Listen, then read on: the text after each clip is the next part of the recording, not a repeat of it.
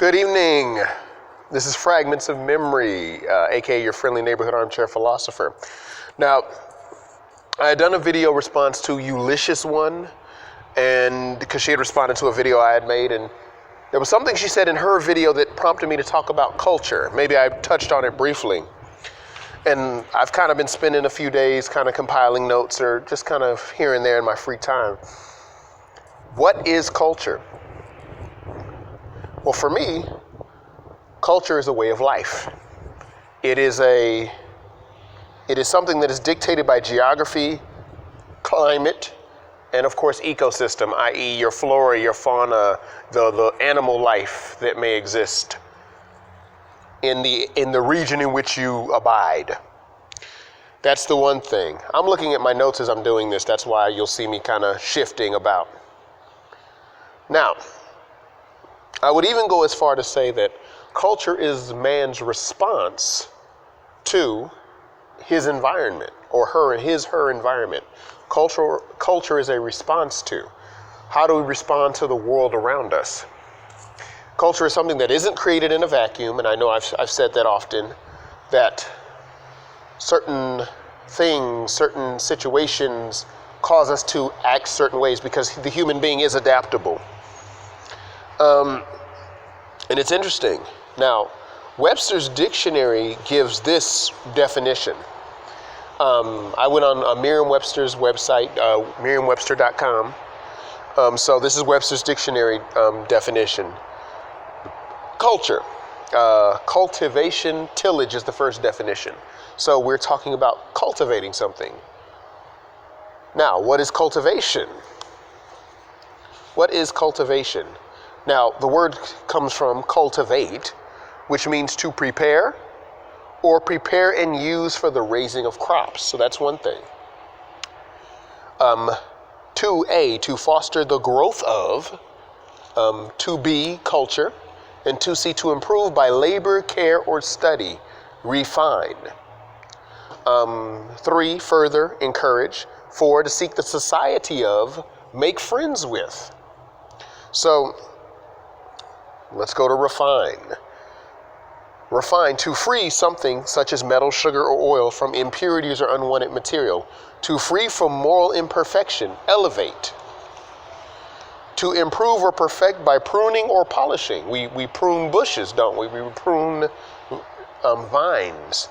To reduce in vigor or intensity, to free from what is coarse, vulgar, or uncouth. So, we have in that we're refining, we're cultivating, we're tilling something.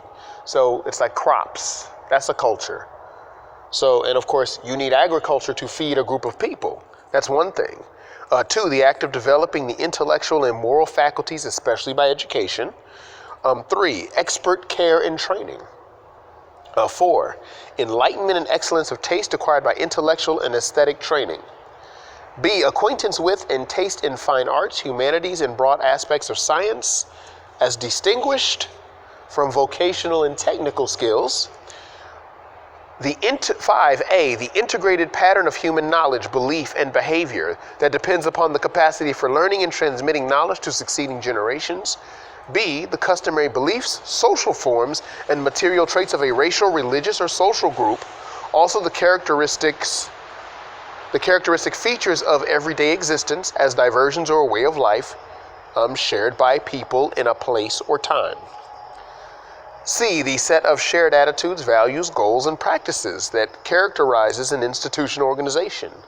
D, the set of values, conventions, or social practices associated with a particular field, activity, or societal characteristic. So, everyone, by definition, has some form of a culture.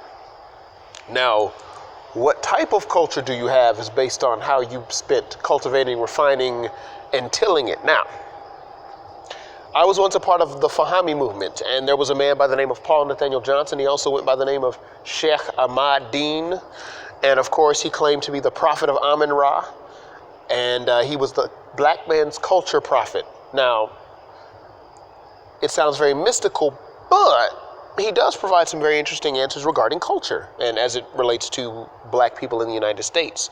Now, one of his definitions was to worship your own most high God, gods and goddesses, and your saints, your own saints.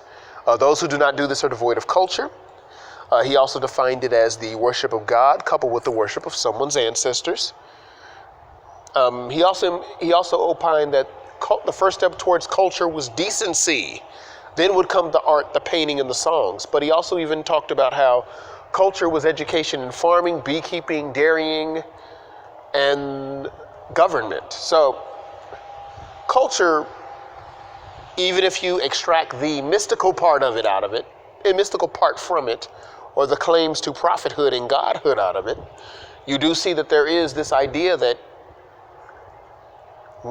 how one relates to their concept of God.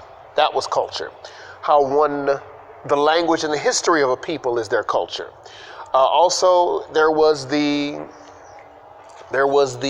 institutions and the norms and such that are formulated by a culture.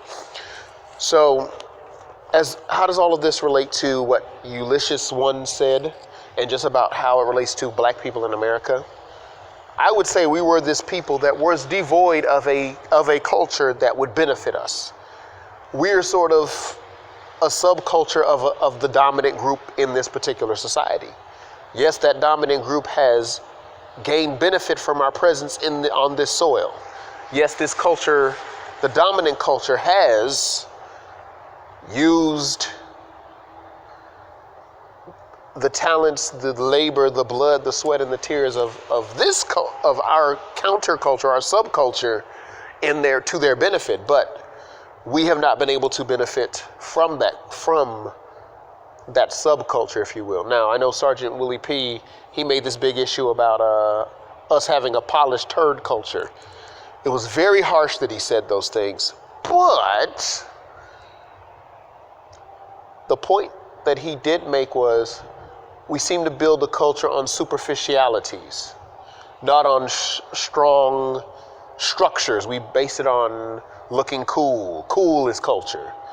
But it's really just a subcultural basement culture. It's not necessarily a culture of government, a culture of feeding your culture, feeding your people, or providing opportunities for your people. So, again, what do you think culture is? Again, I opine that we have a culture. It is a culture that is centered in lack. It is a culture that is centered in struggle. And many see that as, well, why didn't the men come forward? Why didn't the women come forward? And like I've always said, as a conquered people, we collectively can't get together. The individual first has to fix himself. And I believe there are so many materials out here that do that, whether it is a religious belief, whether it is self-help, whether it is whatever. And we know the history of what's going on, and there are many that have talked about that. So I think we have that. But sometimes we see the task as being daunting. It's too many people, it's too much going on. And I think, though Gandhi was a racist piece of garbage, he did say one quote that I have to give him his credit on. You must be the change you wish to see in the world. So that's sort of my mission. I'm going to be the change I want to see. So in the event I ever do get married and have a family, I'm going to make sure that I can do for my family. At least that's the best I can do right now, because I can only reform me, and I can only try to pass that on to the next generation. Because it may not, it's not going to come. I may not be able to tell someone else. I can only help me right now. I'm not saying that we should abandon each other, but I think we all need to be the change we want to see in the world. I think we're past sick and tired of being sick and tired, and we have to do what we have to do. But if there's going to be that change, it's got to start with the person in the mirror, That's just my 2 cents. Peace.